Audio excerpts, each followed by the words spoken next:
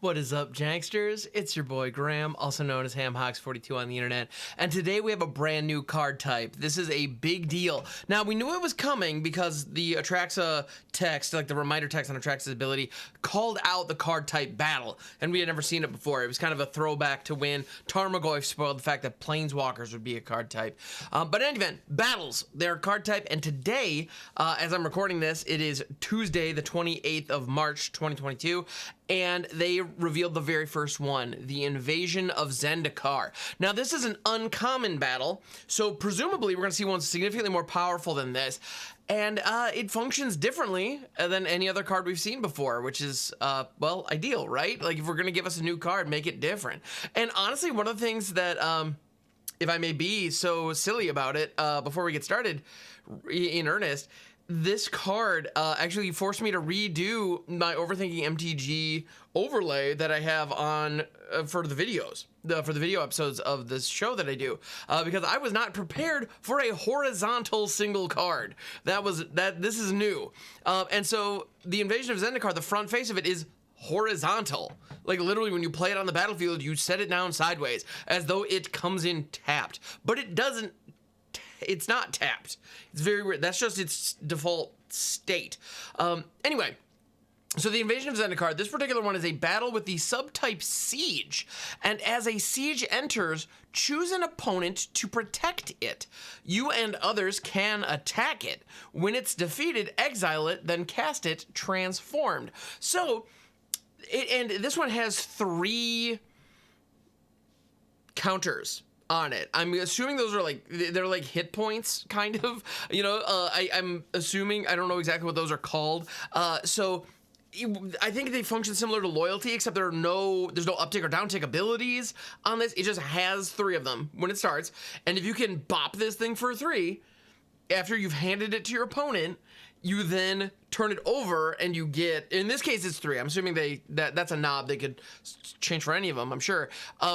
And then it flips over and you get the caster of Invasion of Zendikar, you get the other side. It's pretty cool. It's a neat design. Basically what you're doing is you're saying, hey, opponent, I have this really cool pinata that has all this cool stuff inside of it that I'm going to enjoy getting. Here, you hold this in your hands while I swing at it and try to crack it open.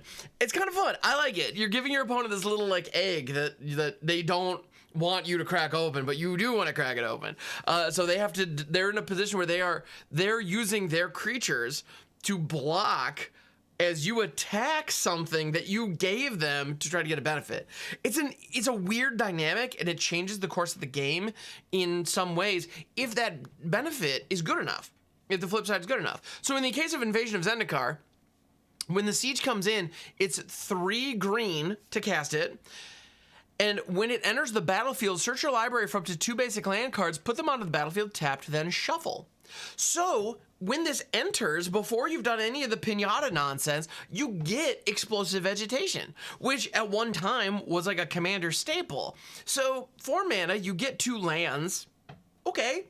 Like, that's fine. Like, if I'm in Commander, I'm already not mad. That's a cool little ability. So, neat. It's not amazing, but it's okay.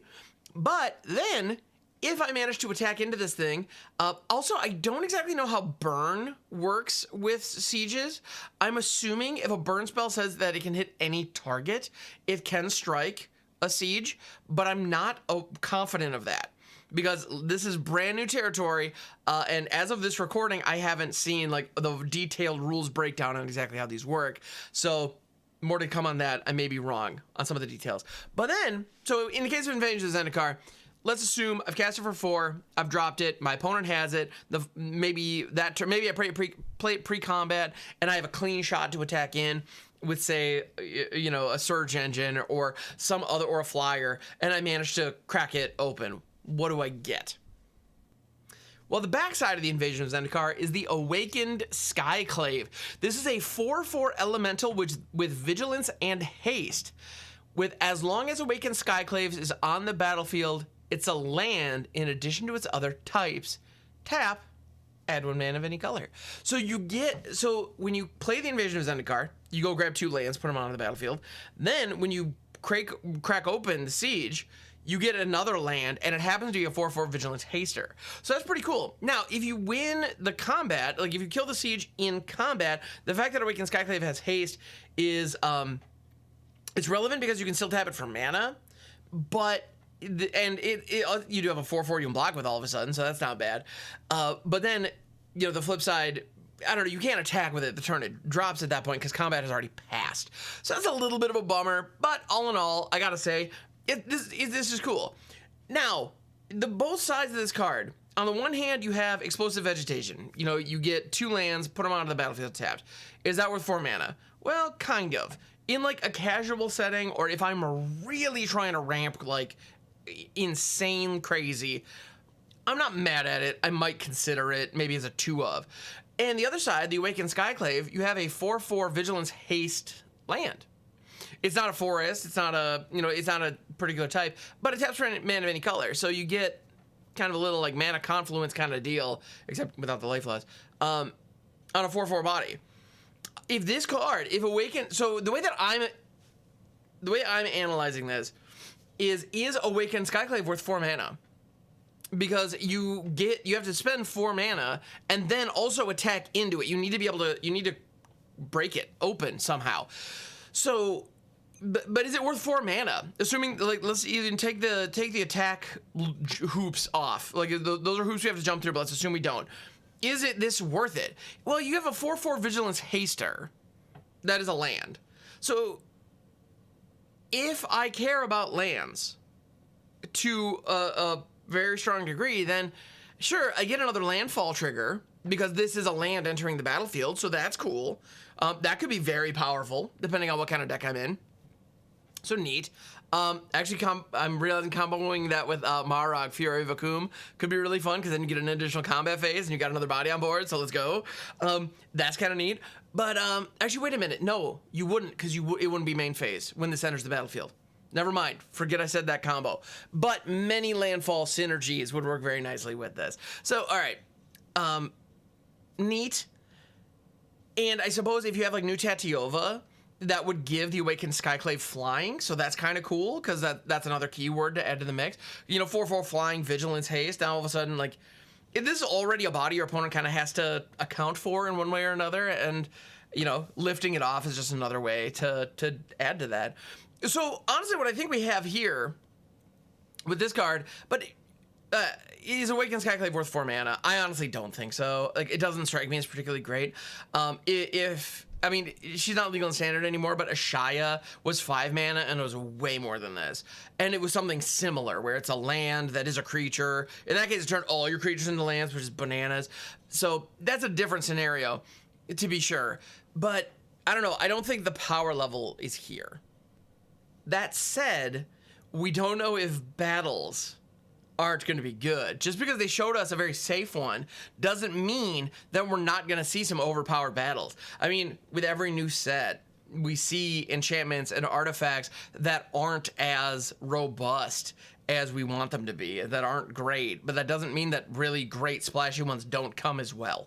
So, they showed us a very safe one. I'm assuming this is kind of the bread and butter. This is how battles work. Limited players might find a use for this depending on what else is in the set, but I don't think this strikes me as the kind of card that when you're opening your booster packs, you're just gonna flip past it. It's not gonna be meaningful, and it's not gonna see meaningful play. But that doesn't mean we don't have some cool battles coming, and I'm very excited about what the future holds, because I think this card type does behave differently than everything else we've had. Going into this, knowing that battle was going to be a card type, I was thinking, how at this point in the games, with the way the game functions, how in the world do you add another card type that doesn't just feel like an artifact or an enchantment or a creature? I mean, like, sagas were one of the last big innovations they had as far as a type of card, and that working as a subset of enchantment actually works really, really well. Like, it just makes a lot of sense. So cool. So I was like, well, how do you make these not just enchantments or not just artifacts? No, I mean, a battle artifact really wouldn't work, but okay, but how, like, what's the justification for not making it an enchantment? Because right now within Magic, enchantment is just kind of the catch-all word for, like, a magical thing that sticks around. Like, it doesn't matter what it is. Like, if it's a thing and it's not a creature, it's an enchantment. That's just what it is. And half the time we have enchantment creatures now too. So, but in this case, if every single battle is a permanent that enters the battlefield and is handed to your opponent, the fact that this is a unique card type is actually really cool because for a number of reasons. One, it shorthands the way that you play it. You know, the fact that they didn't need to add, so it didn't need to be an enchantment that says when it has entered this battlefield, target opponent gains control of it, and then when it, and then they just call it, it's a siege. You just do the siege thing. Cool, we know what that is. Great, and we just do the thing. The other part about that, because this is not an artifact or an enchantment, or a creature for that matter, if your opponent has an effect that says sacrifice an enchantment to do such and such a thing, they cannot sacrifice this to satisfy that. Now, if they have an effect that says sacrifice a non-land permanent, presumably they could sacrifice this because they are in control of it. So that's something to be aware of. But a lot of effects out there say sacrifice artifacts. A lot of effects say sacrifice creatures. There are some, actually, no, there are a decent amount of effects that say sacrifice enchantment as well. But to my knowledge, there are no, well, I mean, this time I know, I'm very confident in saying that there are no effects that say sacrifice a battle, get X. That's not to say they won't happen at some point in the future, but as of right now, that doesn't exist. Now, there are some spells, like Rite of Oblivion, I believe, says sacrifice a non-land permanent. All of a sudden, that gets so much better. So much better, because if your opponent gives you a siege, I mean, yeah. Although, wait a minute. Timeout. I'm assuming that the opponent who is protecting it is controlling it. But it specifically says here, choose an opponent to protect it. Now, that might mean that they block for it, but you might still be the permanent's controller. I'm going to need to look into that because that is a very important detail. That's a very important nuance. Because if your opponent is unable to sacrifice this, and it also says when it's defeated, exile it.